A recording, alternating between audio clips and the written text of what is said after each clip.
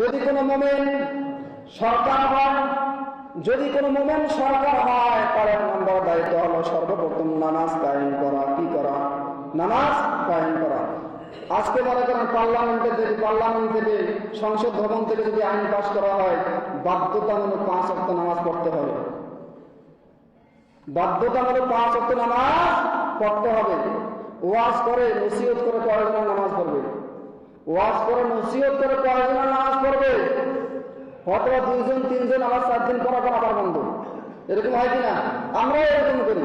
সত্য কথা আছে, আমরাও এরকম করি। ঠিক আছে, আমরা হুজুর হয়েছি বলে যে আমরা একেবারে দরবেশ হয়ে গেছে এমনটা না। সবাই এরকম। বর্তমান দুনিয়া এমন একটা দুনিয়া, কিয়ামতের আলামত চলতেছে। কিয়ামতের আলামত চলতেছে। আল্লাহ পাক সুবহানাহু ওয়া তাআলা যারা সরকার হবে মুমিন, এদের 1 নম্বর দায়িত্ব কি? নামাজ কায়েম করা।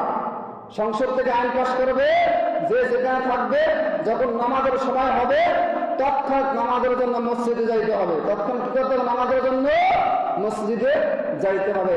একটা সেনাবাহিনীর দল লাগিয়ে যদি দেখো কে কোথায় ঘুরে ঘুরে বেড়াইতেছে, নামাজ পড়তেছে না, দেখো তারা পাহারা দিবে কোথায় কে আছে না আছে। যখন পাহারা দিবে সবাই ভয়ে কি বলে, ভয়ে হলেও মসজিদে আসবে, নামাজ পড়বে। হ্যাঁ, যারা পাহাড় দিয়েছে ওরা আবার পরে নামাজ পড়বে।